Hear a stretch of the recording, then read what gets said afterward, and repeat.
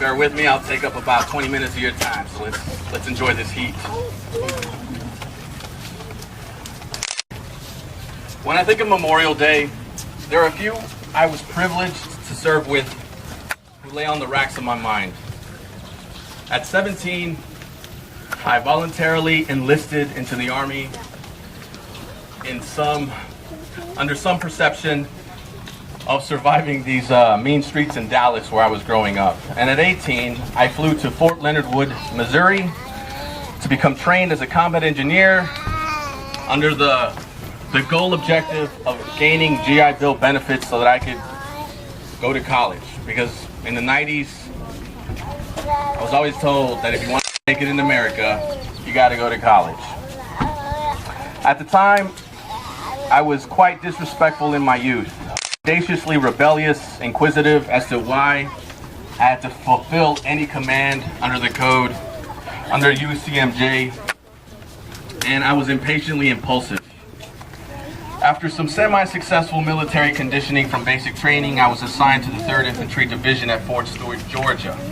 I was placed in Alpha Company and worked with the headquarters company as a command driver for most of my time in service. From Bravo Company, there known was a man named Paul Smith, who seemed to have a personal vendetta toward anyone who carelessly or complacently disregarded their duty as a soldier by appearance or by the completion of a task. His leadership, which seemed a lot more like parenting, was unmatched by my own superiors. Sergeant First Class Paul Smith had a tendency to make it his business to administer correction where he saw fit. Unfortunately, as my battle buddies would say, when you're a private in the U.S. Army, anyone who outranks you is your boss, and Sergeant First Class Smith definitely outranked me, and was conveniently placed in a position to remind me of the mistakes I would often make or commit. Whether it was a little 5 o'clock shadow, or a thread sticking out from my collar, or the smell of cologne on my wrists, or even the long hair on my head I today am beginning to miss from an overdue high and tight haircut, Smith had an impeccable ability to always find something that was wrong from my appearance, or simply from what I thought my presence. The awkward thing about being lectured from Sergeant First Class Smith was that he was not in my direct chain of command. To me, he was just some guy from another company who happened to be an engineer as well. If you ever saw another person's child misbehaving in a grocery store, would you ever think to go out of your way to correct that child? That's kind of what Sergeant First Class Smith's leadership was like. Any opportunity to make change, cause impact, or offer lecture seemed to be compulsive and consistent from Smith. The devil is in the details, and it's not a devil he would ever let get away. Smith was gung-ho, daily motivated, first to show up, the last to leave, and the way he carried himself made it believable that he bled red, white, and blue. At the time, it seemed unnecessary to my young mind, but as one of the military mottos often goes, we never rise to the occasion. We sink to our level of training. And Sergeant First Class Smith not only led by this example, but trained day in and day out without doubt in his words or his actions. He lived a life for the opportunity to die for the passions in his beliefs. I didn't understand this until the day came that he was able to show and prove, which ignited courage in us all as an infantry division and a combat engineer battalion.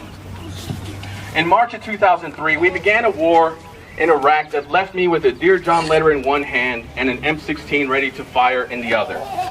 Over the span of 2 weeks, my unit drove through battles with Saddam Hussein's military regiment.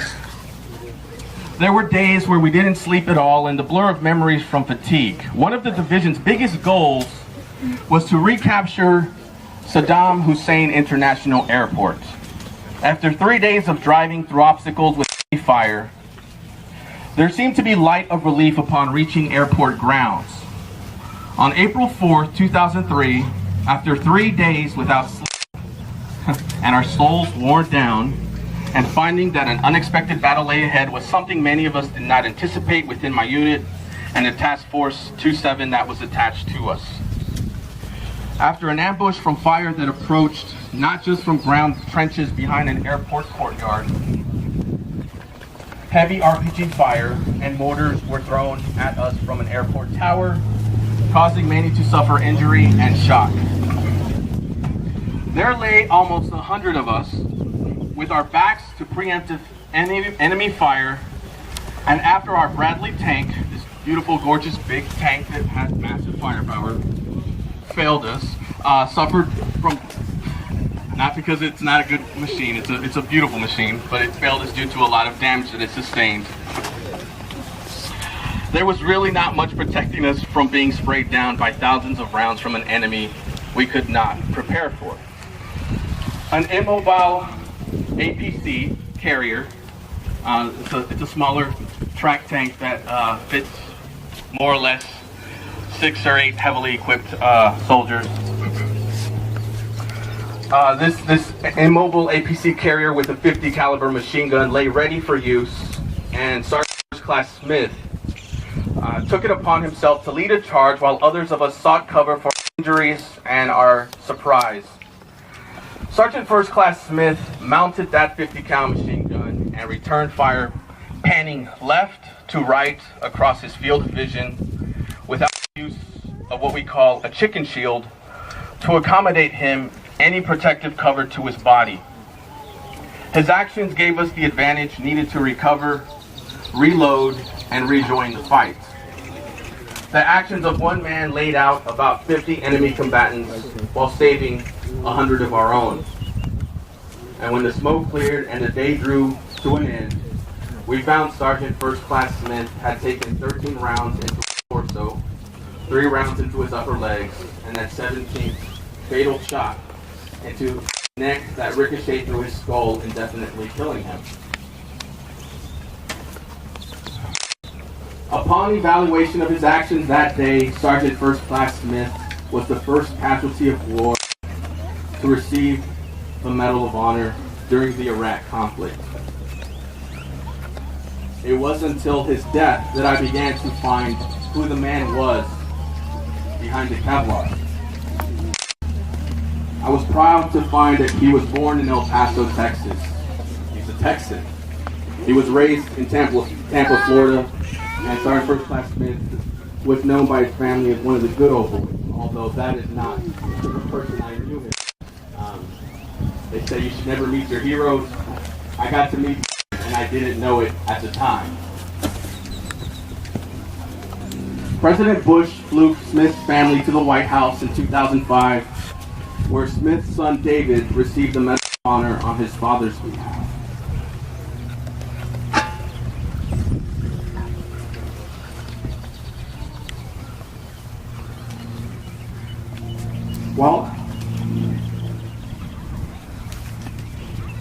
While I had been 21, Smith was only 33.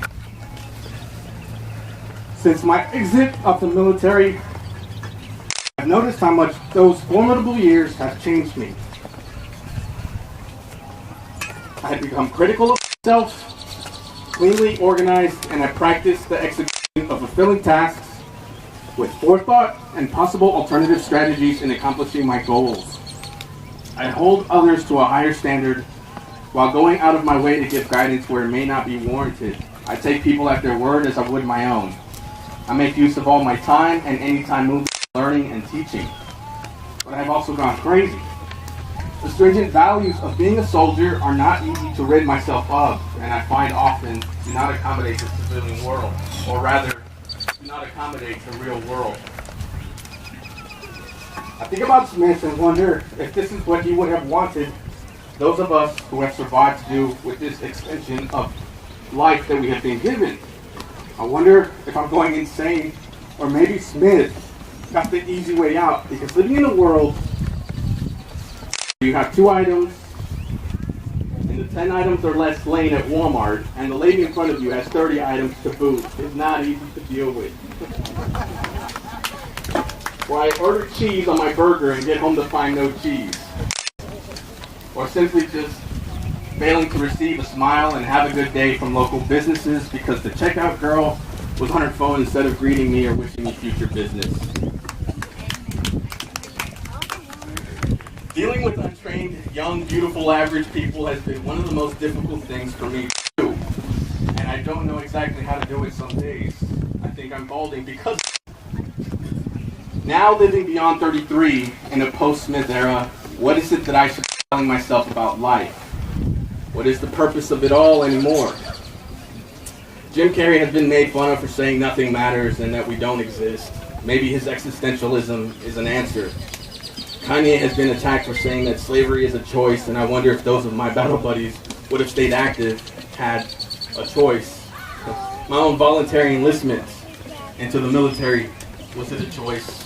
Or was coming home after the war anything easier to do? Jay-Z has been noted for encouraging us to question religion, to question it all. Question existence until all questions are solved. I think I do that. And there is a point to asking questions for which answers will not be provided in my lifetime. So I stop asking, knowing I may never have the answer. Is there a point to striving for perfection when I know I will never actually be perfect? You know, they say Jesus was perfect, and I don't know how, but I'm definitely Jesus. After my initial years returning as a civilian, I took hold of several vices, shifting between anything that brought me a sense of pleasure to forget or to distract myself from the failure of not finding peace amongst people or amongst myself and my neurotic and sleepy thoughts. It has felt like insomnia within a bad dream on some nights, but there has been something that has woken me up from my haze of uncertainty. What is the purpose of life? Maybe a life of purpose. The cry of an infant woke me up through my years as a father. Purpose anew. I had heard that children give us a chance to become better than ourselves. It may have taken a while for me to see, but there is a leadership in parenting that gives my compulsion for wanting to pass something on and changing others' value. Teaching my children to strive to stay driven towards their goals, to work and share and make better what can be improved upon. When I was in Iraq, besides all the George Straits that reminded me of home, a lot of my George friends introduced me to 50 Cent, and so 50 Cent the rapper, and the song I would listen to with my battle buddies said that death has got to be easy. Life is hard. It'll leave you physically, mentally, and emotionally scarred. And I cannot agree more. I've taken it upon myself to become a professor so that I can parent and give leadership to those who put themselves in my way to be taught, which is unlike the Paul Smith method, but it's been beneficial.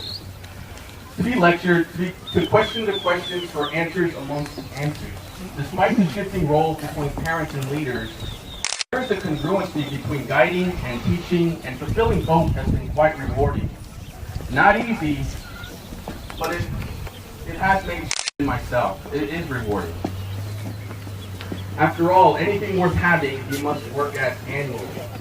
And I see that life is a battle that must be maintained for the precious we take with us in exchange for the nature's chain of function. And some days, function is hard to achieve. An organism compelled to consequence, death may only be a matter of time. But if we can pass our leadership and what we believe on to ensure that our kids' kids can raise their kids' kids, then maybe we can live forever in some kind of cosmic balance. That may sound like a battle worth fighting for, and on this Memorial Day, we recognize those that have made the ultimate sacrifice while we stand here moving forward in order to fight the good fight on their behalf. To fight the good fight so that our children can survive and flourish. To fight the good fight because we all need help sometimes, and we must remember that we are not alone until we have kids. To just fight the good fight and say I did my part and it was the best time of my life.